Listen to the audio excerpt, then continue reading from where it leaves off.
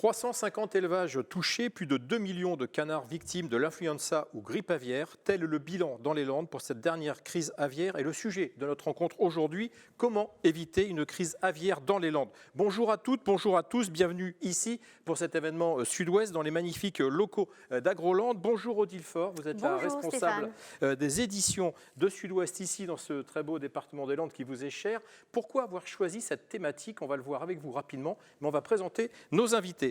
Tout de suite, on salue la présidente de la Chambre d'agriculture des Landes, Marie-Hélène Cazobon. Vous êtes la seule femme sur ce plateau aujourd'hui. On vous salue, on vous remercie d'être ici. Éric Dumas, vous représentez le CIFOC, donc vous êtes le vice-président éleveur de canards vous-même. Et on va saluer d'ailleurs Marie-Pierre P, qui était l'autre femme annoncée sur ce plateau, qui est remplacée par vous et on en est ravis. Elle a eu un souci de dernière minute. François Lespard, vous êtes président de la fédération FDSEA ici, dans les Landes, et vous êtes éleveur de volailles. Et Serge Morat, vous êtes l'alter ego pour le MODEF 40 et vous êtes éleveur de canards. Nous avons deux autres invités. Crise sanitaire oblige, elle touche aussi les plateaux de télévision. Ils sont en visio avec nous. Nous avons Jean-Luc Guérin, qui est virologue et vétérinaire, un professeur à l'École nationale de Toulouse, de vétérinaire évidemment. Et vous êtes avec nous, si vous nous entendez. Bonjour Jean-Luc Guérin. Et de la même façon, mais plus proche, Franck Ourmat, le directeur de la direction départementale de l'emploi, du travail, des solidarités, de la protection des populations, c'est lui tout seul, il est dans les Landes. Vous nous entendez? Oui, bonjour. Bonjour. Odile, merci de ce très beau plateau. On vous le doit à la rédaction des Landes, un travail qui a été fait aussi sur un supplément dont on reparlera. Mais pourquoi avoir choisi de faire ce débat aujourd'hui ici dans ce département ? Eh bien, nous avions commencé à relater la première contamination du virus de l'influenza aviaire dans les Landes, survenue le 6 décembre 2020 à Bénesse-Marennes. 6500 canards ont été abattus, puis une autre contamination, puis une autre. Après Noël et les premiers cas en Chalosse, ce fut l'escalade. On avait un sentiment d'omerta, on avait un sentiment un peu de chape de plomb, mêlé de crainte, de honte. Le tabou de l'abattage aussi, que l'État rebaptisait dépeuplement. C'était un climat vraiment très particulier. Donc difficile peut-être quelquefois d'aller faire son travail de journaliste qui est le nôtre en ce moment sur ce terrain un peu difficile, on se le disait. On ne va pas se le cacher, un travail très difficile, notamment nous étions accueillis par des barrages de gendarmes à chaque fois dans les exploitations. On peut le comprendre, mais c'est vrai que pour faire son métier, c'est un petit peu compliqué et difficile de témoigner aussi visuellement de l'intervention des services vétérinaires, donc une petite frustration mais qui n'est rien par rapport à ce que vivaient les exploitants agricoles. Donc voilà, et puis très vite, donc du coup, s'est imposé le besoin de se poser après l'énumération des cas. Nous avions envie de faire un point et surtout d'aborder avec les acteurs de la filière les nouvelles pistes pour que une nouvelle crise ne survienne pas, puisque cette crise ne se renouvelle pas. D'où l'idée de ce supplément paru le 31 mars dernier dans Sud-Ouest Landes. Et puis cette table ronde où aucun des acteurs majeurs ne s'est dérobé. Et je les en remercie. Alors on est ravis effectivement d'accueillir ces acteurs majeurs. Derrière ces acteurs majeurs, on en parlait tout à l'heure en vous présentant les uns les autres, il y a des éleveuses et des éleveurs. Notre première question avec Odile justement, elle est plus personnelle. On mettra tout à l'heure les casquettes que sont les vôtres. Et j'ai envie de commencer avec vous, évidemment, Marie-Hélène Cazobon. Comment vous allez dans cette situation en tant que personne responsable d'une exploitation ? Alors mieux aujourd'hui, je vous avoue que cette crise a été particulièrement difficile, très violente quand c'est arrivé. Voilà, je crois qu'on ne s'y attendait pas à ce point-là, très violent. Alors moi, je l'ai vécu dans les conditions particulières où on manquait de moyens humains pour enlever les animaux, donc rester plusieurs jours avec des animaux quand on est foyer, ça a été très dur à vivre pour moi-même, mais surtout pour mon mari et mon fils qui étaient en permanence sur l'exploitation. Je vous avoue que voilà, ça a été quelque chose de très dur à vivre, d'autant plus que Covid-19 oblige, on ne pouvait pas trop discuter avec les voisins, pas trop se déplacer, et le virus était lui-même tellement présent qu'on évitait d'aller les uns chez les autres. C'est difficile dans des circonstances pareilles de maintenir un lien. Alors le téléphone, oui, mais on est tellement pris par ce qui nous arrive que quelquefois, c'est difficile d'appeler même son voisin. Justement, vous avez tous cette expérience, pour la plupart évidemment expérience malheureuse. Est-ce que vous partagez, on va dire, ce petit mieux aujourd'hui ou est-ce qu'on est encore dans cette crise qui vous touche humainement? Allez-y. Oui, mais en effet, on est dans le mieux et à titre personnel, puisque c'est la question que vous posez. J'ai appris hier que j'en mettais des volailles en place le 22 de ce mois. Et donc ce matin, j'étais au téléphone avec ma technicienne et on a revisité. Alors le bâtiment est propre, tout ce que vous voulez, mais quand même, on a revisité ensemble tout ce que je dois respecter, si je ne suis pas au carré partout, comment je m'y mets. Voilà, donc ça y est, là maintenant on se projette, voilà. Et ça fait du bien. Et ça fait du bien, voilà. Serge Monrat, est-ce que c'est votre actualité ou pas encore? Pas aussi optimiste, beaucoup plus inquiet par rapport à la perte de débouchés. Donc on sait déjà qu'on perdra des débouchés en tant qu'apporteur à un petit découpeur indépendant, donc on perd des débouchés. Donc il y a de l'inquiétude sur les volumes futurs, de l'inquiétude aussi sur les conditions de remise en production. On ne connaît pas encore les dates précises de remise en production. Apparemment, il faudra que l'on arrête rapidement. Donc, chez nous, chez les traditionnalistes, je dirais, il y a pas mal d'inquiétudes. Ouais, Alors, on va y revenir sur ces fameuses dates parce qu'on sait que c'est un sujet important. Un dernier témoignage avec vous.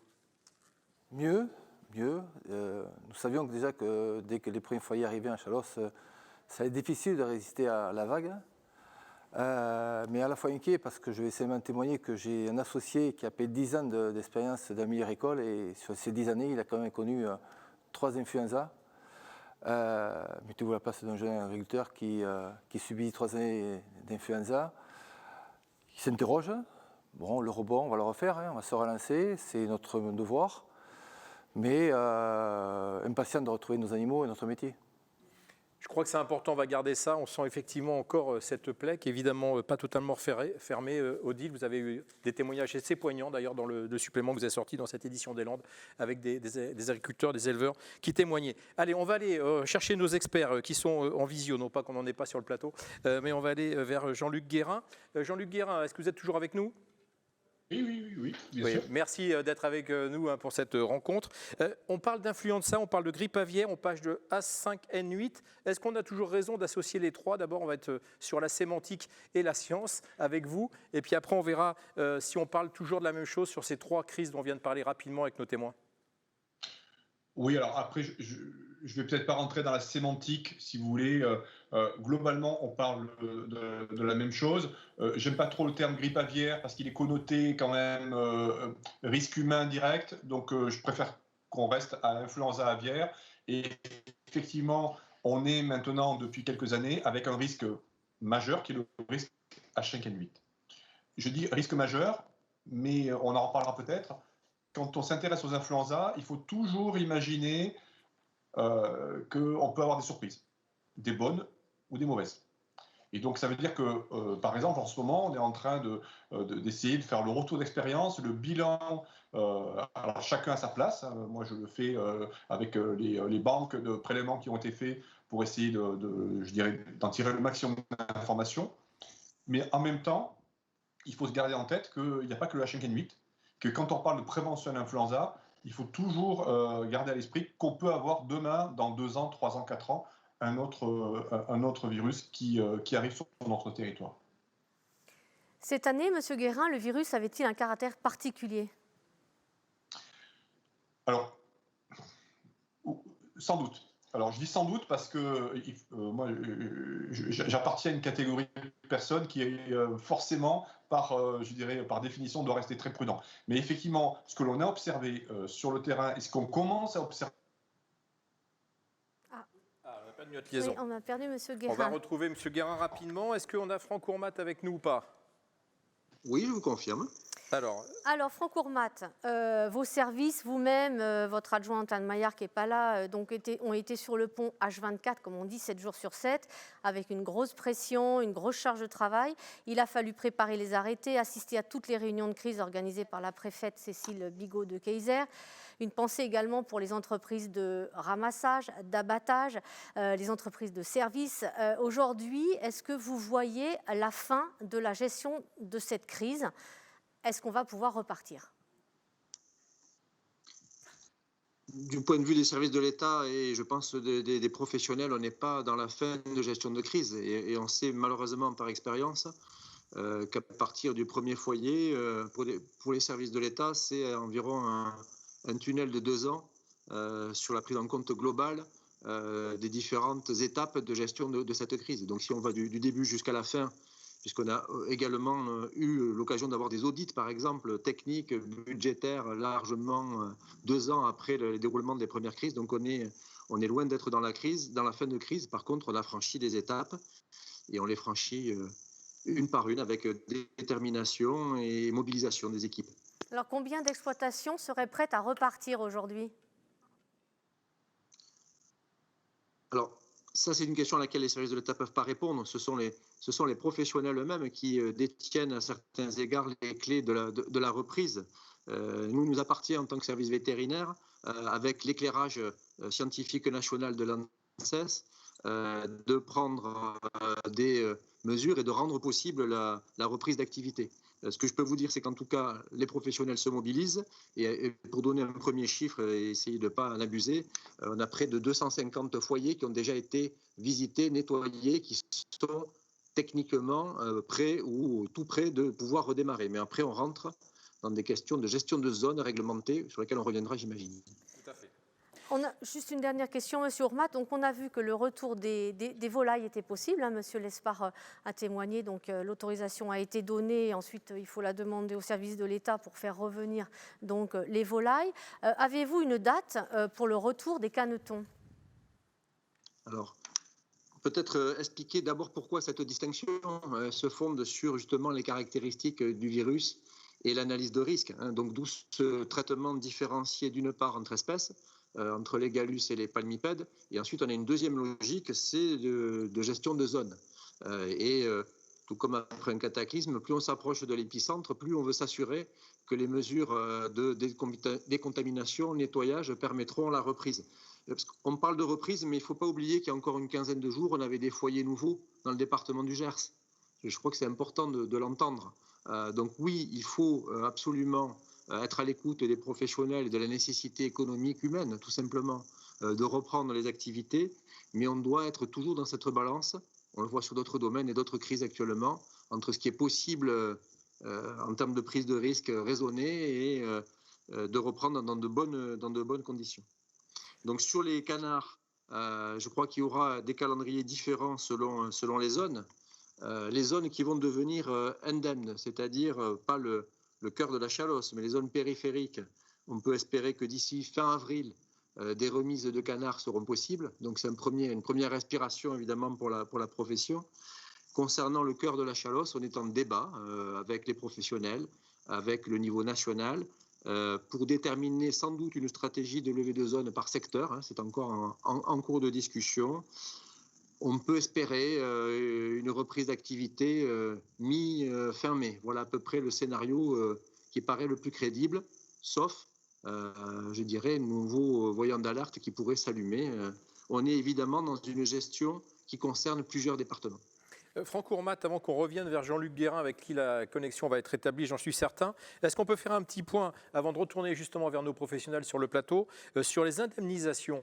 Est-ce que c'est plutôt en cours? Est-ce que cette indemnisation de la perte d'exploitation, et ils vont nous le dire aussi, pour vous, est en cours de règlement? C'est déjà pour certains réglé? On en est où dans ce calendrier? Alors je crois qu'il faut, pour bien éclairer le débat, distinguer deux types d'indemnisation distinctes. Hein. Il y a une indemnisation qui est liée à la perte immédiate aux frais d'abattage et nettoyage du cheptel. Sur ces opérations, le choix a été fait de façon à aller le plus vite possible. Et je tiens quand même à souligner, je pense que tous nos partenaires le font également, un engagement extrêmement fort et une anticipation la plus rapide possible des services de l'État pour répondre à cette question de l'indemnisation, puisque dès le début du mois de février, alors qu'on était parallèlement dans la gestion de crise et d'abattage, nous avons commencé les premiers rendez-vous avec les éleveurs sur cet aspect indemnisation de l'abattage. Donc les éleveurs qui ont été foyés, c'est-à-dire où les tests ont confirmé la présence du virus, nous avons opté pour des rendez-vous individuels au sein de mes services. Ces rendez-vous sont actuellement achevés et l'ensemble des dossiers sont dans un circuit budgétaire de paiement. Pour vous donner un ordre de grandeur, on est autour de 10-11 millions d'euros. Il y en a 5 ou 6 qui ont déjà été versés au moment où je vous parle et les autres sont calculés. Alors il s'agit bien d'un acompte et nous aurons un travail à faire sur le solde qui nécessite d'abord des barèmes nationaux sans doute modifiés, c'est en cours de discussion, et également la prise en compte du nettoyage des infections. Et il y a un deuxième volet, c'est la perte d'activité économique quand vous ne pouvez pas remettre en place, quand vous êtes contraint par la réglementation sanitaire. Donc ce sujet-là est plus complexe puisqu'il ne porte pas uniquement sur les éleveurs. Il y a évidemment les accouveurs, il y a toute la filière amont et aval. Et là, les discussions sont nationales. Je peux simplement rappeler un engagement de Monsieur le ministre de l'Agriculture et qui a été aussi régulièrement réaffirmé par Mme la préfète des Landes, c'est que l'objectif, c'est de trouver une solution aussi sécurisante qu'en 2017, voire améliorée. Donc, ce qui ralentit un petit peu les choses actuellement, mais je pense que c'est pour de bonnes raisons, ce sont les mesures d'ajustement pour faire aussi bien, voire mieux qu'en 2017. Merci de ces précisions très techniques. On va faire réagir évidemment nos invités. Je commence avec Serge Morat. Est-ce que vous partagez ce regard aujourd'hui sur les indemnisations, si on peut parler de cet instant précis?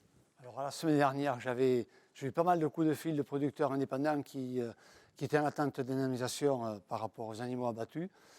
Alors, j'ai relancé des appels hier soir et ce matin. Et bonne nouvelle pour les 2 tiers, c'est fait, c'est réglé depuis hier matin. Ceux qui sont un peu à la traîne, ce sont les gens qui étaient dépeuplés et qui ont été décelés foyers. Mais ça, on savait déjà que c'était comme ça, quoi. Et après, le cas le plus critique, ce sont les gens qui avaient rien en production. Et ceux-là, il n'y a pas d'indemnisation sur les animaux abattus, donc il va falloir attendre le premier acompte perte de production. Et là, je ne vous cache pas que 6 mois sans aucune rentrée d'argent, ça va être compliqué pour certains. François Lespard, vous partagez ce regard? Oui, je crois que les indemnisations, ça commence à fonctionner, c'est bien. Après, quand même, on a l'expérience de 2017, donc je crois que s'il n'y a pas le feu dans les campagnes, c'est qu'on est confiant dans le dispositif qui avait fonctionné. Bon, attention quand même à des tas de situations orphelines. Pour l'instant, aujourd'hui, on gère des grandes masses, mais n'oublions pas les gens qui sont dans des zones indemnes, les producteurs d'œufs, certaines formes sociétaires qui la dernière fois étaient passées à travers. Donc on va être très vigilant là-dessus et on est en attente surtout également d'éléments concrets d'administration qui permettent à chaque agriculteur d'aller voir sa banque pour obtenir une avance. Voilà. Mais globalement, ça va dans le bon sens. Bon, ce n'est pas là aujourd'hui qu'on va en tout cas avoir des sources de conflits sur ce plateau, je le sens et on en est ravis. Ce n'est pas forcément ce qu'on cherche évidemment, mais c'est important de faire le point, peut-être le regard de la Chambre d'agriculture, puis je laisserai Odile opérer avec Franck et notre autre invité, M. Dumas. Oui, c'est vrai qu'aujourd'hui, le gros du travail est fait par rapport aux indemnisations. Quand on est foyer, c'est malheureusement pas très compliqué puisqu'il y a la perte de production qui est calculée. On a une avance de 70% qui est faite par l'État. Ça fonctionne. Alors, relativement bien, on va le dire, voilà, ça fonctionne relativement bien, on est satisfait. Aujourd'hui, effectivement, nous alertons vraiment par rapport à tous ceux qui attendent la perte de production. Les banques sont prêtes à travailler avec nous, avec la profession, si tant est qu'elles aient des choses écrites sur la méthode de calcul qui sera adaptée. Nous souhaitions travailler avec des forfaits, forfaits à l'animal, comme nous l'avions fait en 2017, des forfaits que nous avions retravaillés avec l'ITAVI, avec les interprofessions. Nous avons retravaillé ces forfaits par rapport à l'augmentation des coûts de production qui se sont produits entre 2017 et aujourd'hui. Ça n'a pas été retenu. Est-ce qu'on peut être un peu moins technique? Je suis désolé. Oui, pardon. Cette histoire de forfait, peut-être juste dire ce que c'est en quelques mots. C'est-à-dire qu'on estime qu'à tel âge, le coût d'un animal à tel âge. Donc il suffisait de faire la multiplication par rapport au nombre d'animaux. Voilà, donc c'était pour nous quelque chose qui était simple, cohérent. Alors oui, c'était une moyenne qui était établie. Donc effectivement, les plus hauts, ils perdent un peu, les meilleurs, on fait une moyenne, ça lisse un peu tout le monde. Au moins, ça avait le mérite d'être rapide dans le calcul. C'était facile de faire cette évaluation-là. Ce n'est pas la méthode qui a été retenue. L'État souhaitait aller vers un calcul à la marge brute par production faite par les comptables. Nous sommes très sceptiques là-dessus par rapport à la période de travail dans laquelle nous entrons en termes de liasse fiscale, c'est le moment de calculer son impôt, de clôture de comptabilité. Enfin, c'est une période où les comptables sont très chargés en travail. Donc on a du mal à imaginer le temps supplémentaire qu'on va leur demander pour travailler sur ces indemnisations. Donc c'est cette méthode de calcul qui reste à affiner pour pouvoir aujourd'hui la communiquer à la fois aux professionnels pour qu'ils sachent à peu près sur quoi ils vont partir en termes d'indemnisation et aussi à nos banques qui feront le relais avant que tout puisse être calculé au chiffre près par les comptables. Ça permettrait d'attendre. Mais on a vraiment besoin d'avoir ce relais-là pour ramener un peu de trésorerie dans les exploitations. Allez, Odile, une question à Franck Ourmat, parce qu'il a un peu mis en cause, si je puis dire, l'État là, sur le calcul. On va le faire réagir. À qui la faute là? Pourquoi ne pas avoir pris en compte cette demande des agriculteurs d'un remboursement, d'une indemnisation par forfait? Ces sujets font l'objet de mise en place de groupes de travail au plan national. Et ces groupes de travail sont le lieu d'un vrai dialogue, me semble-t-il, entre les différentes branches de la profession concernées par cette crise et les services de l'État. Donc, in fine, il y a forcément des arbitrages politiques qui relèvent du cabinet du ministre et du ministre lui-même par rapport à la prise en compte de tel ou tel périmètre de dépenses. En tout cas, des retours que je peux avoir, puisque les services de la DDTM des Landes participent à ces différents groupes de travail, l'idée n'est pas du tout d'être dans le moins de 10 ans. L'idée, c'est d'avoir le système le plus simple, le plus rapide et le plus juste. Donc, c'est assez logique qu'il y ait des discussions techniques, mais je pense que l'objectif est commun. Éric Dumas, vous représentez le CIFOG, le comité interprofessionnel des palmipèdes à foie gras, qui réunit depuis 25 ans les acteurs de la filière des palmipèdes gras dans toute la France, même si le Sud-Ouest représente une grande part de vos adhérents. La filière, c'est 16 000 emplois. De l'amont avec les accouveurs, c'est-à-dire ceux qui font naître les canetons, à l'aval, les transformateurs, en passant aussi par les entreprises de services qui s'occupent du matériel. Est-ce que la filière va se relever de cette troisième crise? Notre filière, en 5 années, ces dernières années, a subi quand même 4 crises majeures. Oui, les 3 crises influenza qu'on connaissons tous, 16-17 et malheureusement ce qu'on vit actuellement. J'associe la Covid, qui pour nous a un impact majeur. Et ensuite, une crise économique qui est la fameuse loi Egalim, qui a des impacts sur notre façon de mise en marché. Nous sommes des marchés extrêmement saisonniers. 75 à 80% de nos marchés, c'est saison festif, c'est la fin d'année. Et si nos produits qui sont à la voiture reconnus, demandés par le consommateur, ne sont pas mis à l'avant, ça pénalise à la fois les ventes. Ce qu'on vit actuellement en 2020, la Covid, c'est quand même 40% de nos parts de marché par la restauration qui sont toujours fermées. En date, c'est encore fermé.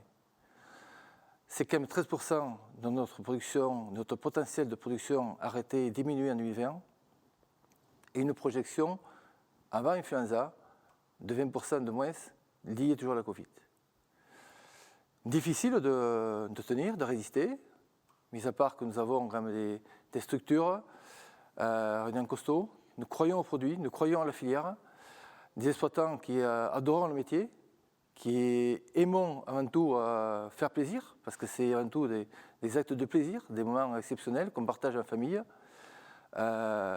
Oui, on va se relever, oui, on va repartir, oui, on mettra tout en œuvre pour qu'à la fois notre métier ne soit pas noyé dans les grandes masses, on soit toujours présent pour les fêtes un peu exceptionnelles, mais de Pâques, de Noël, mais aussi des événements familiaux.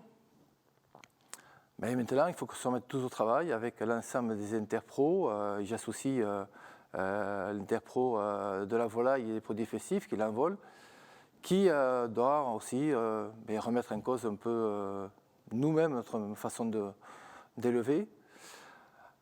Je pense que ça fait le retour d'expérience de ce qu'on a vécu pendant ces 3-4 mois.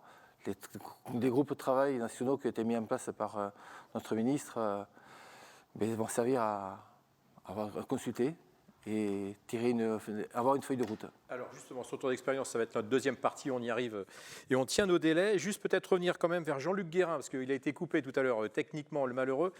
Odile, vous posez la question, Monsieur Guérin, de la différence justement, puisqu'on en parlait un instant aussi avec Monsieur Dumas, entre le virus de cette dernière crise et le virus des précédentes. Et vous avez été coupé à ce moment-là, je crois que c'est important qu'on rappelle en quoi celui-ci a été peut-être plus virulent, en tout cas, s'est transmis plus rapidement.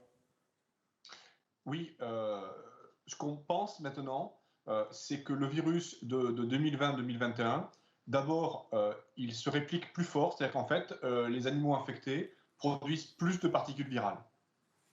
Ça veut dire que lorsque vous avez un foyer index, il y a un risque de propagation qui est sans doute plus important vers l'environnement et donc un risque de diffusion un peu plus fort. Et il y a un deuxième paramètre qui est possible, c'est que ce virus ait une affinité encore plus forte pour les palmipèdes. Ce qui fait que la dose minimale infectieuse pour infecter un élevage voisin serait du coup plus faible. Donc si vous mettez ça bout à bout, vous avez déjà des données d'équation qui montrent que c'est compliqué à maîtriser, et en particulier le risque de diffusion, soit en proximité, soit par les moindres vecteurs mécaniques, on pense aux poussières, on pense aux boues, il y a eu des épisodes climatiques compliqués à ce moment-là, il y a une multitude de voies d'introduction du virus dans les fermes. Et je pense qu'effectivement, les propriétés du virus ne nous ont pas aidés collectivement, que ce soit les professionnels ou les services de l'État, à contrôler cette diffusion à partir des premiers foyers. Jean-Luc Guérin, ça va être trop pessimiste parce qu'on sent qu'il y a de l'optimisme volontaire sur ce plateau aujourd'hui. On ne va évidemment pas le briser et on encourage tout le monde à y croire. Est-ce qu'on n'a quand même pas l'impression que ce virus, il nous met à mal à chaque fois qu'il y a une nouvelle expérience et que les leçons de la précédente servent que très peu pour la suivante ? Alors, ce qu'il faut voir, c'est que par rapport à la crise 2016-2017, on avait fait, effectivement, il y a tout un travail qui a été fait et qui, pour partie, a servi, je pense qu'il faudra aussi le dire, il y a des tas de choses qui ont été faites, qui ont été utiles et qu'il faut préserver, à mon avis. Ceci dit, c'est la première fois qu'on est mis à l'épreuve depuis 2017. Alors, effectivement, l'épreuve, elle est cruelle. Mais, encore une fois, je pense qu'il y a des tas d'éléments qui peuvent expliquer la difficulté dans laquelle on s'est trouvé pour contrôler l'infection, et notamment des éléments que j'ai présentés. Et puis il y a aussi des choses dans notre dispositif de prévention qui sans doute n'étaient pas correctement dimensionnés par rapport à ce risque-là. Très bien. Il y a un magnifique poulet sur votre radiateur, Oui, si je c'est puis ça. dire, Monsieur Guérin. Donc on va faire justement un petit clin d'œil, parce qu'il n'est pas question que du canard. Et on en parlait tout à l'heure, c'est un coq peut-être, vu d'ici.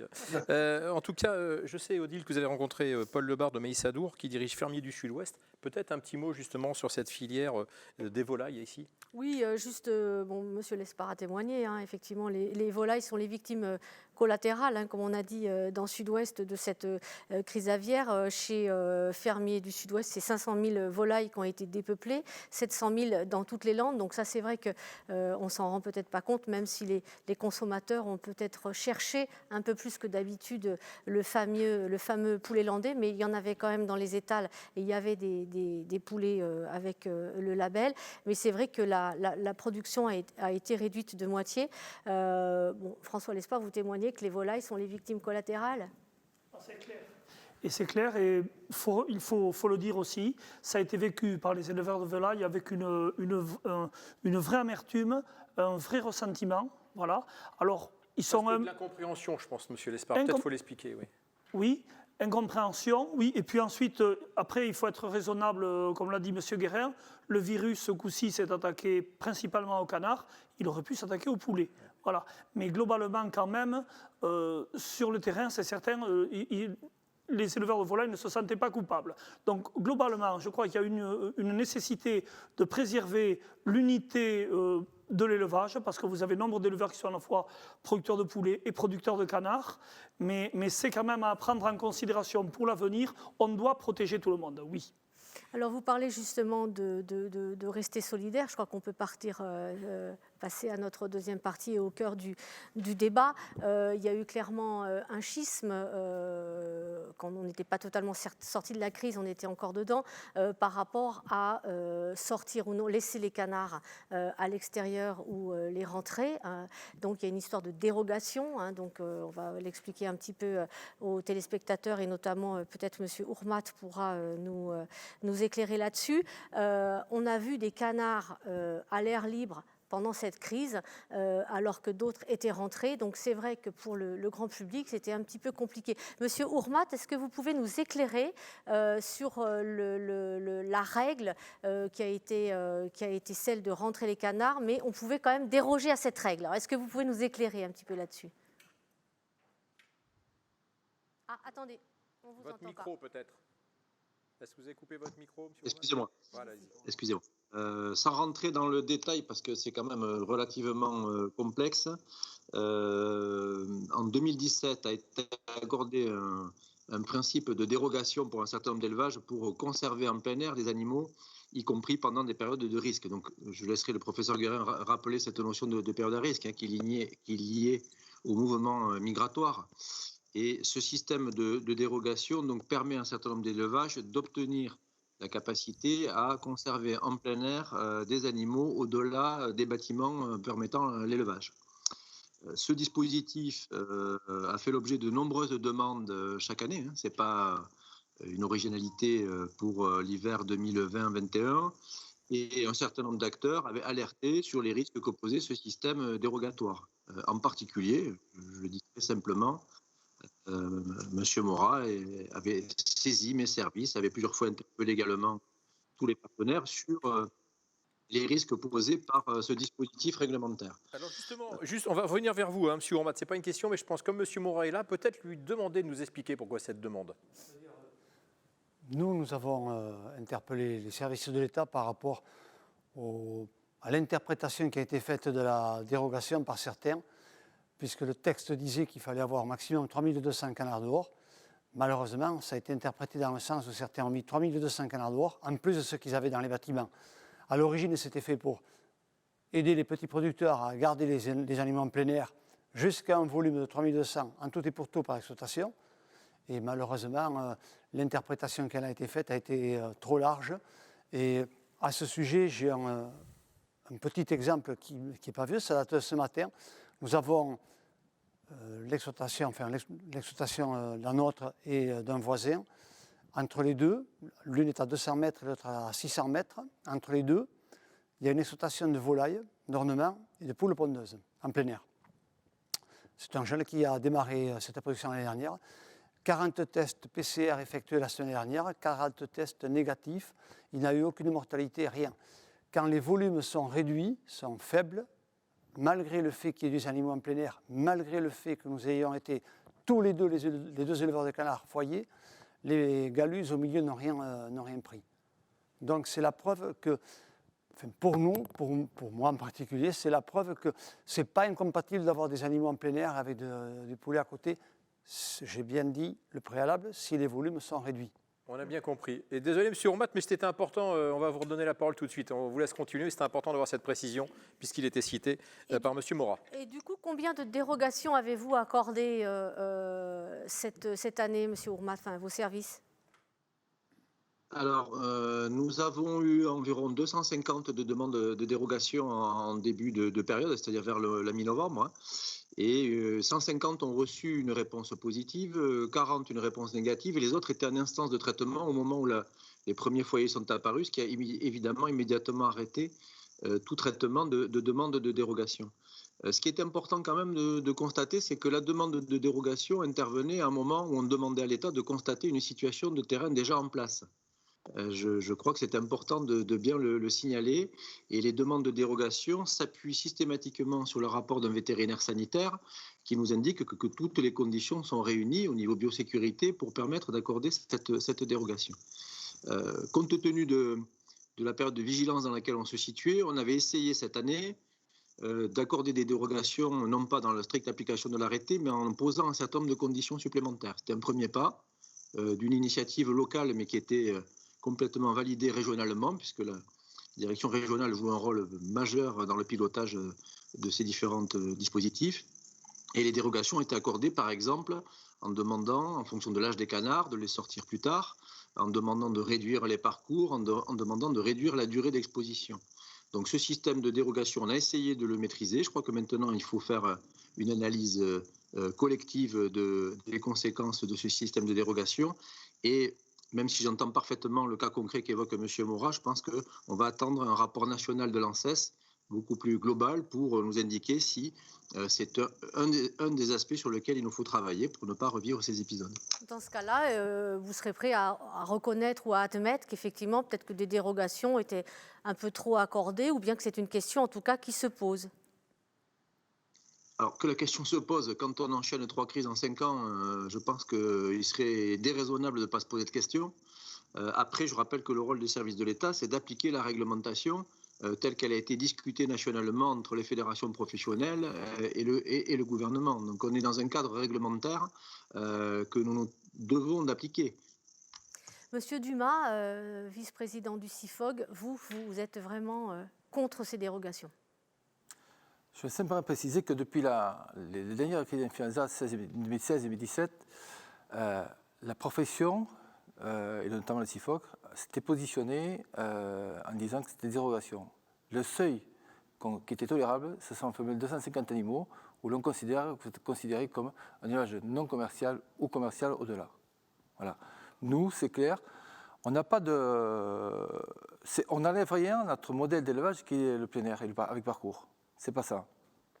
Ce qui est sûr, c'est qu'aujourd'hui, on considère que, vu le retour d'expérience qu'on commence à avoir, la contamination des fusions de virus se fait avant tout par la contagion de proximité. Densité, oui, proximité aussi. Voilà. Et l'exemple que cite M. Morat, oui, les Gallus, dans son exemple, lui, sont restés vivants, négatifs, mais on voit bien que ce virus, cette fois-ci, s'était acharné sur la filière palmipède. Voilà. Donc, je pense qu'aujourd'hui, il y a des retours d'expérience qui se font dans d'autres bassins de production, comme la Vendée et Pays de Loire. Alors, on va dire ce qu'ils ont fait. Ils ont plutôt, eux, décidé de tout renfermer. On va se dire clairement la Vendée. C'est simple. M. Ormat a bien précisé les choses. C'est qu'en fait, c'est quand même une mesure de dérogation qui est nationale. Et ils étaient capables aussi de demander la dérogation aussi là-bas. Ça n'a pas été fait. Ils ont pris la décision de faire une mise à l'abri totale. Dès qu'il y a risque élevé, mise à l'abri totale. La gestion des foyers a été beaucoup plus simple. 13 foyers, ils se sont arrêtés à gérer simplement le foyer. Ils n'ont pas subi cette avalanche de foyers. Et aujourd'hui, je sais pertinemment que l'ensemble de la production en Pays de Loire est reparti et a repris la vie. Ben moi, j'ai peut-être une question naïve, je suis là pour ça. Est-ce que le consommateur que je suis censé représenter, il n'a pas justement envie qu'on lui garantisse quand même que ce qu'il a acheté a été élevé dehors? Enfin, c'est quand même un argument qu'on a entendu les uns les autres énormément. Qu'est-ce que vous en pensez, Madame la Présidente de la Chambre d'agriculture? Est-ce que ça ne reste pas un argument pour ce territoire, au moins pour les Landes, qui n'est peut-être pas l'argument de la Vendée? Mais la production des Landes, c'est de l'élevage ou en liberté ou en plein air, oui, effectivement. Maintenant, entre choisir d'abattre 2,5 millions de palmipèdes et 800 000 à 1 million de volailles et maintenir pendant quelques jours ou quelques semaines des animaux à l'abri, la consommatrice que je suis peut accepter que les animaux soient mis à l'abri. Il y a différentes façons de mise à l'abri et c'est là aussi, c'est ce qui est travaillé aujourd'hui. Qu'est-ce qu'est la définition de la mise à l'abri? Est-ce que c'est un toit, 4 murs? Pas du tout. Enfin, en discutant avec les services vétérinaires et M. Guérin, l'autre jour, nous faisait état que pour lui, une mise à l'abri, c'est mettre à l'abri de l'avifaune, donc éviter l'introduction de faune sauvage. Donc je pense qu'entre tout fermer et avoir des dispositifs alternatifs. Je pense qu'il y a des choses à travailler, des choses à voir, ce que l'on peut faire à chacun sur son exploitation pour trouver des solutions. Et la Chambre d'agriculture sera aussi là pour accompagner ces réflexions-là. Mais je crois qu'aujourd'hui, moi, en tant qu'éleveur, mais aussi en tant que présidente de Chambre d'agriculture, j'aurais beaucoup de mal à revivre un épisode de cette ampleur-là. À nouveau, l'année prochaine, ou peut-être pas l'année prochaine, mais dans les années qui suivent, je crois qu'il faut savoir à un moment donné tirer les enseignements de ce que nous avons vécu et comment on améliore les choses. Serge Morat, est-ce que ça veut dire entre les lignes que vous ne tirez pas l'enseignement de ce qu'on a vécu en demandant encore qu'on les mette en plein air? Ou est-ce que vous en tenez compte? C'est provocateur volontairement. Non, on n'est pas non plus fou, on est complètement réaliste sur le fait qu'on a été confronté, M. Guérin a dit, à un virus particulièrement pathogène, particulièrement meurtrier. Moi-même, je n'ai jamais vu ça. On a des canetons qui étaient en claustration, qui n'étaient jamais sortis, avec 66% de mortalité. Donc la claustration ne protège pas. On l'a vu, il y a eu des bâtiments touchés. Je ne pense pas que ce soit uniquement une affaire de claustration. Il ne faudra quand même pas non plus se focaliser là-dessus, parce que la Chalosse, il y a une telle densité d'élevage, avec des sites d'exploitation qui sont si près les uns des autres, que la contamination par proximité, elle est inévitable. Jean-Pierre Vaillancourt, spécialiste québécois de la maladie, nous a dit que si on mettait une allumette à un bout de la Chalosse, elle s'embrase jusqu'à l'autre bout. La démonstration a été faite cette année.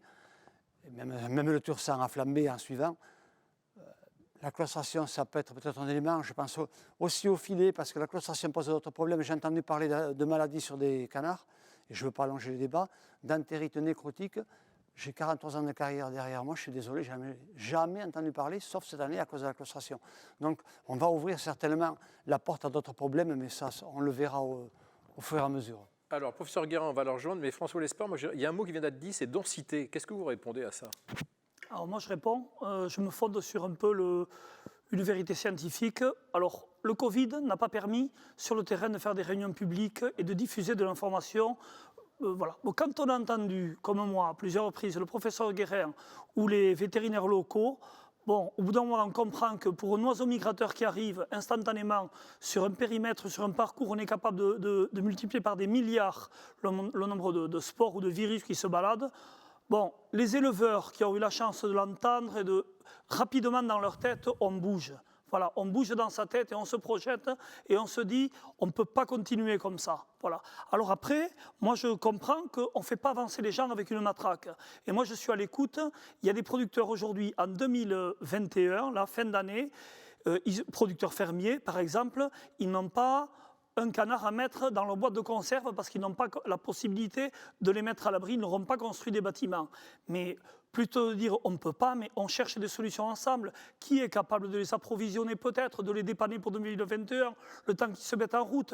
Et ça, dès qu'on s'arrête et qu'on cherche des solutions, on va y arriver. Et la densité, c'est un élément aussi au milieu de tout ça. Mais au moins qu'on s'attaque tout de suite, ce sur quoi on a de la prise. Voilà. Jean-Luc Guérin, par rapport à cette mise à l'abri, est-ce que vous pouvez nous dire si c'est un élément fondamental? Et d'abord, peut-être nous rappeler d'où vient ce virus, parce qu'on a parlé de l'avifaune.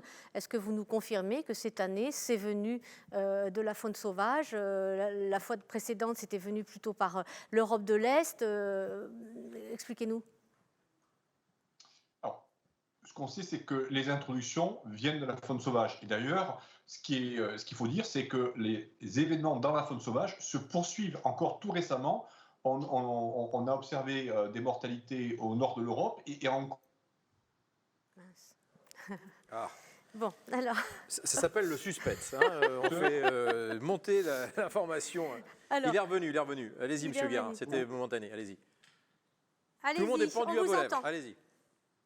Ah ben, je suis désolé. Non, voilà. C'est nous. Non, juste pour vous dire que, effectivement, pas de doute sur le fait que l'introduction primaire, c'est la faune sauvage. Sans doute, il y en a eu très peu, dans la zone, en tout cas, du sud-ouest. Et à partir de quelques, peut-être 1, 2, 3 introductions, il y a eu une diffusion de proche en proche par les mécanismes que j'ai évoqués tout à l'heure, c'est-à-dire la diffusion par différentes modalités, et alors peut-être par les aérosols, sans doute beaucoup par les poussières qui ont été véhiculées, par les boues, les véhicules, les personnes, et donc par les voies. Et comme je l'ai déjà dit, je pense que le virus est rentré plus souvent par la porte que par la fenêtre dans les poulaillers, par des failles de biosécurité. Alors ça, je pense que là-dessus, le scénario, on va le consolider avec différentes données. Donc il y a tout un travail qui est fait actuellement en collaboration entre mon équipe et l'équipe de l'ANSES pour consolider les données, des données d'analyse de génome des virus et puis les différentes données de progression des foyers pour fournir aux professionnels et aux services de l'État le maximum d'informations dans le cadre de ce qu'on appelle le retour d'expérience. Alors, la mise à l'abri. Alors, la mise à l'abri, c'est une des composantes. Je suis d'accord sur un point avec Serge Morat.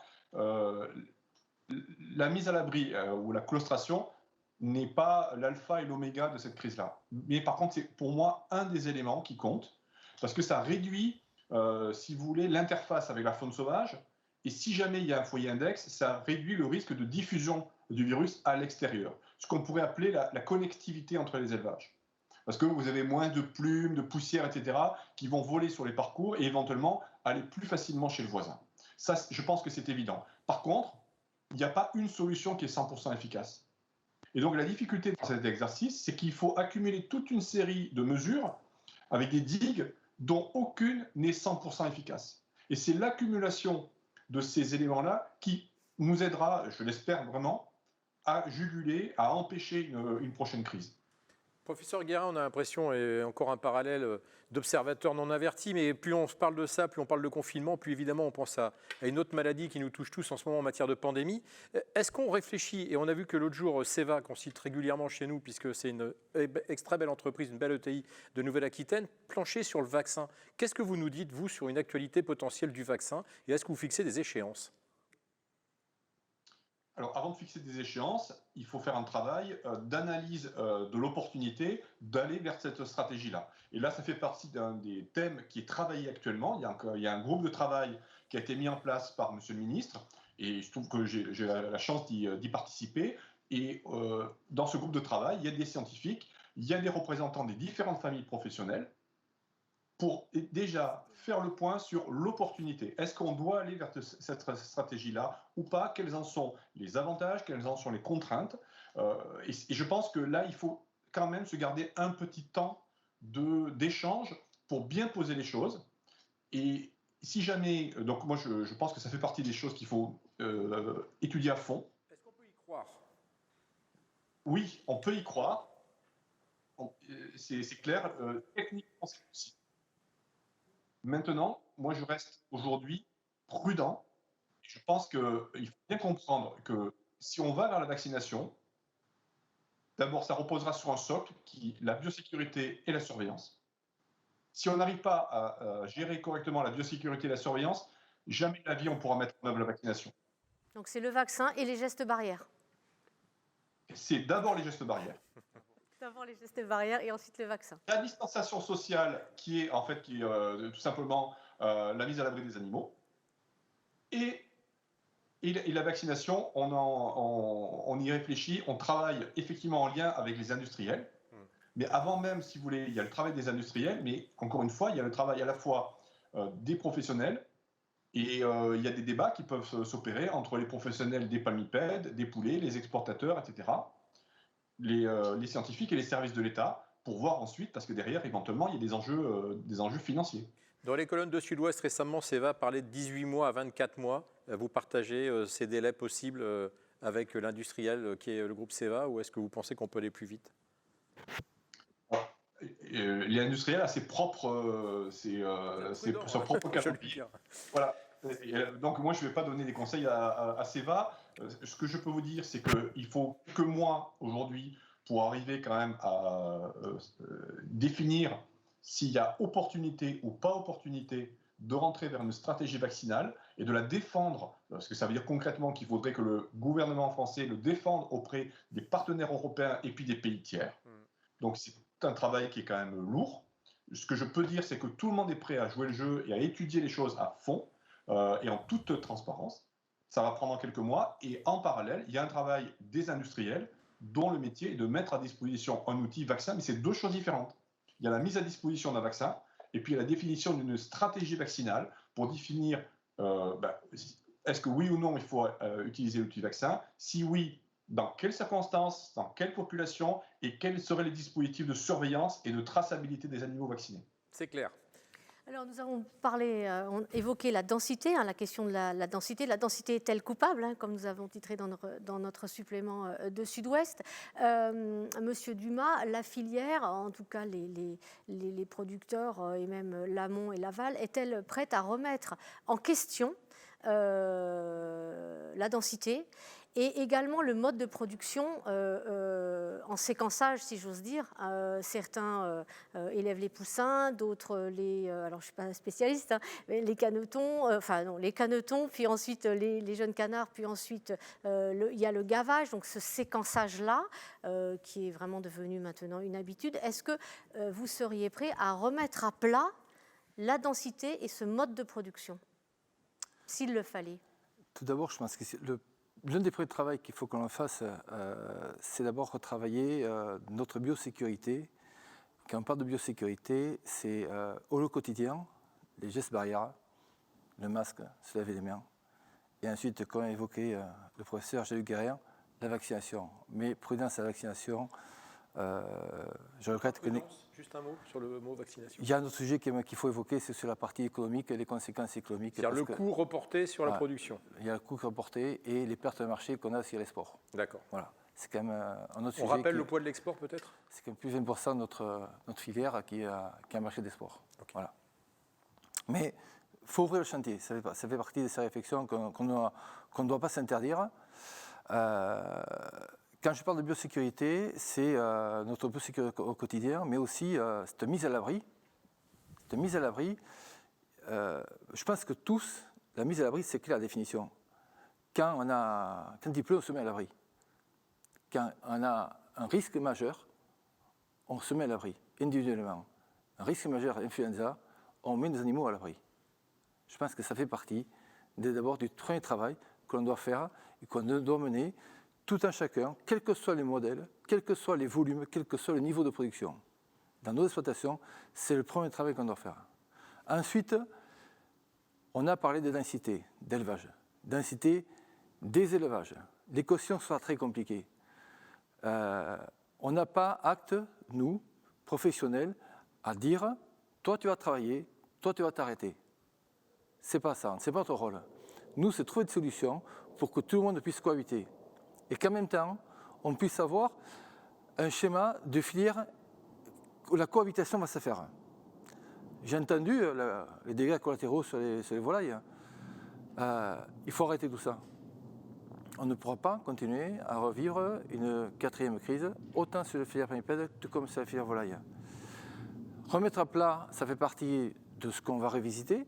Ça fait partie de ces travaux qui sont lancés dans les groupes de travail qui ont été diligentés par le ministre de l'Agriculture. Il y aura une feuille de route qui sera établie en juin. On va attendre. On est dans une phase de concertation, d'échange permanent, à la fois avec les services de l'État, mais aussi les professionnels. Juin, il y aura une feuille de route. Alors, cette feuille de route de juin, on va en parler, faire une petite pause, parce que le sujet est important, comme le soulignait Odile. Est-ce que c'est partagé, cette décision de se dire qu'il va falloir qu'on revisite notre façon de produire et de travailler? Est-ce que c'est vraiment partagé, ne serait-ce que sur ce plateau? Avec vous, monsieur. Oui, pardon. Par rapport au volume, je crois que c'est partagé. Pendant la période à risque du 15 novembre enfin, mi-janvier à peu près, bon, je pense que tous les producteurs sont parfaitement conscients qu'il va falloir réduire les volumes. Ensuite, il y a d'énormes interrogations avec la claustration par rapport à la qualité des produits. Il y avait une réunion hier du groupe de travail CIFOG à laquelle je participais, à laquelle participait Eric. Bon, j'ai entendu des chiffres de densité d'élevage pour la partie producteurs indépendants, producteurs en label, producteurs fermiers. Ils sont très éloignés de certaines recommandations, très éloignés en dessous, je veux dire.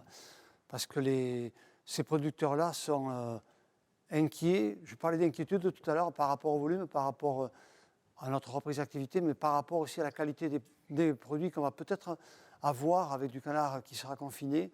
Si on confine quelques semaines pendant la période à risque qu'avait définie l'ANSES du 15 novembre au 15 janvier, ça peut être jouable. Mais personnellement, je ne me vois pas mettre des canards à l'intérieur pendant 12, 13, 14 semaines. Je suis à peu près persuadé que ça ne va pas bien se passer. Même avec des densités très réduites. Marianne Cazobon, sur cette question qui est cruciale, on le voit bien. Enfin, nous, au niveau de la Chambre d'agriculture, on se félicite que toutes les pistes de travail soient évoquées, qu'il n'y a pas de sujet tabou. On travaille dans tous les groupes. En réalité, je ne veux pas casser l'enthousiasme, mais est-ce qu'il n'y a vraiment pas de sujet tabou? Parce que là, on voit déjà qu'il y a des oppositions sur est-ce que mon produit sera encore de la même qualité? Est-ce que je peux aller jusqu'à ce chiffre-là? Ah, mais clairement, je suis tout à fait d'accord avec Serge. Par rapport à la qualité des produits, on a besoin de travailler sur des nouvelles techniques. Cette année, on a été mis un peu au pied du mur. On a des éleveurs qui étaient en capacité de mettre à l'abri leurs animaux, qui l'ont fait. Les résultats ne sont pas toujours au rendez-vous, effectivement, parce que techniquement, on a besoin d'apprendre. Ce n'est pas une méthode de travail que l'on a l'habitude de pratiquer. Donc forcément on l'a fait contraint et forcé, avec peut-être un peu trop d'animaux à pouvoir mettre à l'abri. Chez certains, ça s'est très bien passé. Chez d'autres, les résultats n'étaient pas au rendez-vous. Donc, il faut travailler sur combien de canards dans les bâtiments. Aujourd'hui, on est à 5. Mais je crois que c'est plutôt vers 3-4 qu'il faut, où les animaux seront mieux, ou en tout cas, il faut trouver le dispositif qui permettra d'avoir la... C'est un rapport à quoi? Au mètre carré. Au mètre carré, voilà. Au mètre carré, pardon. C'est pour ça que c'est important de le préciser. Excusez-moi. Voilà. Aujourd'hui, on est à peu près à 5 au mètre carré. Donc, s'il faut descendre à 3 canards au mètre carré, ça fait beaucoup moins. Et c'est ce sur quoi nous travaillons aussi, d'avoir la capacité de baisser en densité. Oui, à cette période-là, nous serons tous obligés de revoir, peut-être les foires au gras qui ont lieu en janvier-février, peut-être qu'on les mettra au mois d'octobre. On pourra peut-être les décaler au mois d'octobre, j'en sais rien, c'est une question. Ou mars-avril, voilà, de manière à rentrer des animaux avant ces dates fatidiques ou après ces dates fatidiques. En tout cas, aujourd'hui, le système d'alerte fonctionne. On l'a vu, dès le mois d'août, on a été alerté. Sauf qu'on se dit c'est loin l'Europe, enfin l'Europe de l'Est, on se dit que c'était loin. Et on avait l'impression qu'on n'allait pas être concerné. Enfin, moi je l'ai vécu un peu comme ça. On croit toujours qu'on va passer entre les mailles du filet. Malheureusement, voilà, la réalité nous rattrape et nous a rattrapés fort et vite et on a vécu ce qu'on a vécu. Donc c'est vraiment des choses qu'on est en train de regarder. Oui, il faut travailler, il faut techniquement, il faut qu'on s'améliore, il faut qu'on puisse donner des solutions à chacun, qu'on puisse travailler dans tous les systèmes possibles avec la sécurisation sanitaire qui va avec et la sécurisation, je dirais, économique. Parce que sans économie, derrière une filière, il n'y a pas d'emploi, il n'y a pas de revenus et on ne tiendra pas. Donc tout est à travailler et en parallèle, tout doit avancer. Mais à nous de faire les efforts. Les discussions, elles y sont, les sujets, ils y sont. Et je crois que oui, chacun, bien sûr, on campe chacun sur nos positions. Mais la réalité, elle est là. La période festive de 2021, c'est maintenant qu'on va commencer à la préparer. Donc, il faut absolument qu'on avance dans nos discussions. Et je crois qu'aujourd'hui, on n'a jamais été aussi près d'y arriver. D'accord. Parce qu'on l'a tous vécu violemment. Et je crois qu'on est tous prêts aujourd'hui à faire un pas, chacun, d'avancer un peu pour voir comment on peut tous travailler ensemble. Il n'y a que collectivement qu'on se sortira de cette situation. Juste une question, est-ce qu'il y a un accompagnement qui peut être mis en place pour amener les éleveurs à faire autre chose ou à partir peut-être à la retraite avant? Ça questionne aussi sur le volume produit. Est-ce qu'il n'y a pas trop de canards qui sont produits aujourd'hui? Alors, effectivement, c'est vrai qu'on s'était posé la question, alors plus par rapport à des gens qui seraient en quasi fin d'activité et pour qui faire des investissements ou changer de méthode de travail ne serait pas une solution. Aujourd'hui, on n'a pas le financement, on n'a pas l'accompagnement qui irait vers la cessation d'activité. Aujourd'hui, clairement, ça n'y est pas. C'est au niveau de l'Europe que ça se travaille. Ensuite, on a des jeunes qui souhaitent s'installer dans cette production. C'est un des fleurons de notre département. C'est une belle production, que ce soit le palmipède ou la volaille. Enfin, je crois qu'on a quand même, il y a de l'avenir, il y a des entreprises, il y a des emplois, il y a de la vente directe et on a un département quand même touristique avec des établissements thermaux, certes un peu à l'arrêt aujourd'hui, mais quand l'été, enfin, on a une période où on a énormément de passages, énormément de quoi proposer à ces gens qui viennent, ces touristes qui viennent sur notre département. Et ça, il faut absolument qu'on le maintienne, qu'on maintienne cette activité, qu'on fasse vivre cette activité, qu'on maintienne les emplois, parce que c'est quand même les emplois, ça représente, je me cherche, mais pardon. Moi, j'avais le chiffre de 16 000 emplois quand même dans la filière. Exactement. Donc, voilà, pardon, je me suis perdu le chiffre. 7 800 emplois directs, 16 600 indirects. C'est pas rien. Plus des entreprises, des coopératives, des entreprises privées, des indépendants qui travaillent. Voilà. On a tout ce maillage territorial, il faut qu'on le maintienne et il faut qu'on travaille à sécuriser toutes ces parties, tous ces maillons de la filière. Alors on vous entend, on a l'impression qu'effectivement il y a une volonté d'avancer, mais on a un peu l'impression, nous observateurs, que l'histoire se répète. Odile, on va le rappeler, il y a un pacte qui avait été signé. Est-ce qu'aujourd'hui, et on va peut-être le repréciser, ce pacte un pacte avait été signé donc, le 13 avril 2017 par le ministre de l'Agriculture de l'époque, Stéphane Le Foll. 32 signataires, 32 organisations. Hier au téléphone, j'en parlais à M. Lespard qui disait oui, bon, le pacte, finalement j'ai l'impression qu'on l'a un petit peu oublié, ce pacte. Il n'a pas été oublié. Vous le rebalayez ce qui a été fait, mais l'essentiel a été fait. On ne parle que de ce qui n'a pas marché, mais tout le travail pour nettoyer le volet transport n'a pas posé. Apparemment, si on fait un retour avec les vétérinaires, ça n'a pas été un moyen de dissémination ce coup-ci. Donc le gros travail qui avait été fait là-dessus, côté biosécurité chez les éleveurs, ça a été fait. Bon.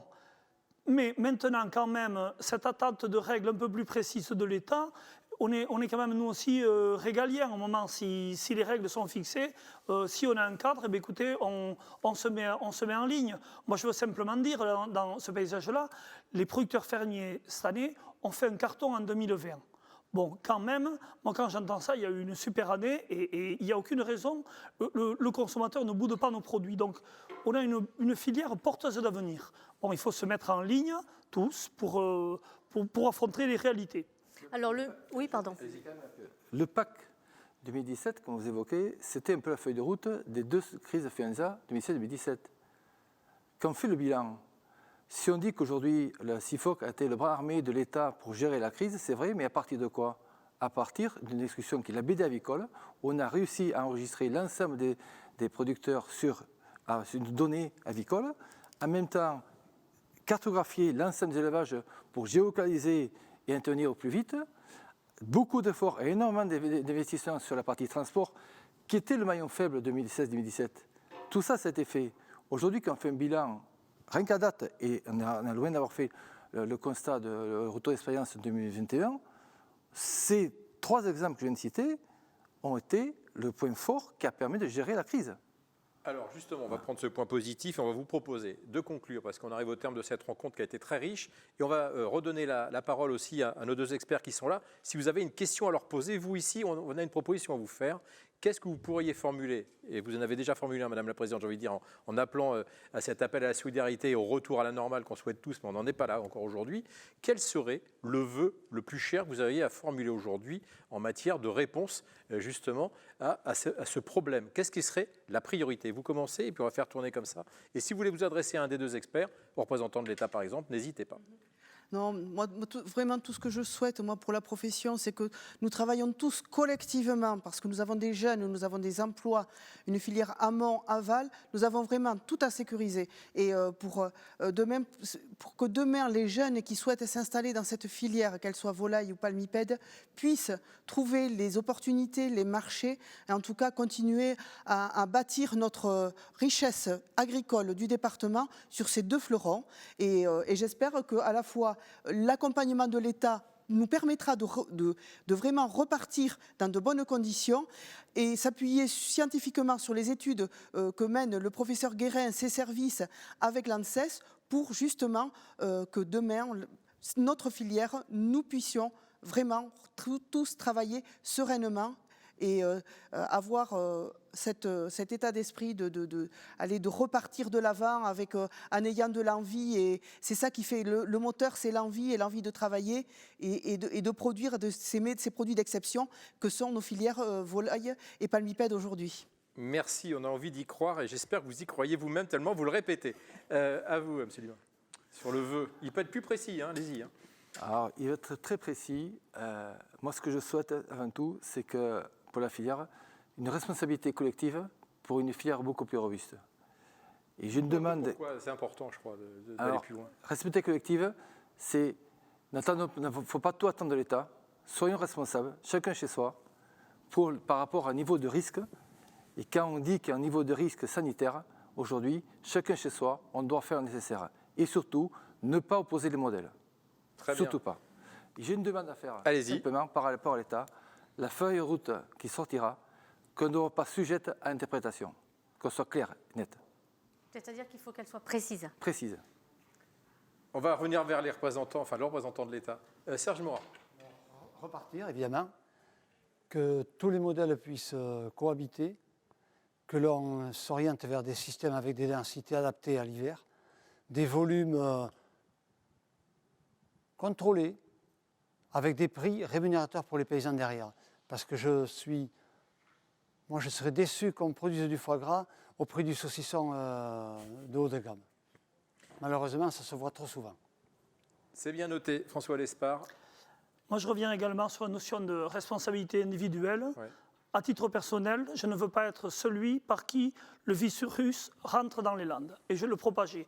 Et ensuite, responsabilité collective des acteurs, ne mettre en place et ne produire que des canards qu'on peut vendre pour maintenir en effet des prix rémunérateurs pour les producteurs et qu'il y ait des sous dans la filière. Alors, Franck Ourmat, vous avez été interpellé au moins une fois. Est-ce qu'on va avoir une feuille de route qui sera très précise? C'est pas vous mettre la pression, c'est une question. C'est plus qu'une question, c'est faire appel à des talents divinatoires, puisque la feuille de route, par définition, fait l'objet des travaux qui sont en cours et in fine, elle fera l'objet d'une validation par le ministre de l'Agriculture. Donc, je suis extrêmement optimiste sur la volonté d'être concret et de répondre à la réalité de terrain. Je crois que à l'occasion de sa venue dans le département, il a longuement rencontré les équipes, a été très marqué, je crois, par leur engagement et la nécessité de tourner la page et de trouver des solutions les plus stables possibles. Et si vous me demandez un vœu, moi j'en ferai un seul, mais il est peut-être difficile à mettre en œuvre, c'est celui de prendre du temps. Et du temps d'analyse, du temps de retour d'expérience, du temps de dialogue. Et même s'il y a des enjeux économiques, de reprise, de quand est-ce que, monsieur le directeur, on pourra... Je comprends tout à fait. Et il y a des hommes, des femmes dont les revenus sont complètement bloqués et qui n'ont aucune perspective. Donc il faut évidemment aller vite, mais cette question est extrêmement complexe, elle est scientifique, elle est économique, elle est environnementale, elle est culturelle et nécessite quand même de prendre le temps. Si on veut des règles claires, il faut les stabiliser par une réflexion approfondie. Il y a un président qui aimait bien les Landes qui disait qu'il fallait donner du temps au temps. Je veux que vous repreniez la formule en tout cas. Je ne sais pas si c'était la filiation. Professeur Guérin, un mot quand même, parce que vous avez été cité plusieurs fois, on a bien vu, on est ravis encore de vous avoir eu grâce à Odile sur ce plateau. On voit bien que votre parole porte et vous avez été cité plusieurs fois comme l'expert que vous êtes. Est-ce qu'on peut quand même, quand on a votre expertise, formuler des vœux ou est-ce qu'on fait confiance qu'à la science et du coup on se garde bien de faire un vœu? Alors, d'abord, ce n'est pas mon expertise personnelle, il y a un travail collectif qui est fait, que ce soit à l'ANSES, à Ploufragan, ou que ce soit par mes collègues ici ou ailleurs. Moi, je fais le vœu simplement, et je rebondirai sur ce qui a été dit par Franck Courmat, qu'on prenne le temps, effectivement, d'aller au bout de l'analyse de ce qui s'est passé. Alors pour ce qui me concerne, c'est effectivement des données scientifiques qu'il faut bien décortiquer et ça prend du temps. Et je sais que là, on est nous aussi sous tension, hein, puisqu'on est sous tension par à la fois les professionnels et les services de l'État. Les éleveurs ont envie de prendre beaucoup de temps encore. Mais Non, mais prendre du temps, c'est pas prendre des années, mais c'est quand même, si vous voulez, il y a un temps d'analyse qui est minimal. On ne peut pas tout faire dans l'urgence. Et je pense que vu les enjeux, il y a des réponses d'urgence qu'on peut apporter et Dieu sait qu'on le fait. Il y a des choses qui vont prendre quelques semaines ou quelques mois. Et puis après, il y a un accompagnement sur des années. Et je pense que c'est pendant des années qu'il va falloir suivre, qu'il va falloir travailler en lien avec les professionnels et les services de l'État pour suivre de manière très très fine, par exemple, l'efficacité de différents systèmes de production pour se protéger vis-à-vis de la bifaune, pour se protéger en termes de biosécurité. Donc, si vous voulez, il y a un phasage, il y a des réponses qu'on apporte.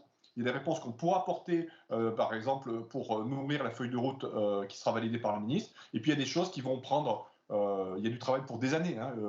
C'est évident. De notre côté, il y a des enjeux qui vont se phaser pendant des années. Donc, moi, ce que je souhaite simplement, c'est qu'on ait l'opportunité d'aller au bout de ces questionnements-là. Eh bien, écoutez, moi je vous propose quelque chose avec Odile, que je remercie encore de ce travail de préparation qu'elle a mené avec tous les confrères et consoeurs de la rédaction des Landes et même du service général, puisque Valérie Dems a participé aussi à ce supplément. J'ai envie qu'on vous donne rendez-vous dans quelques mois ou dans une année, on fera le point.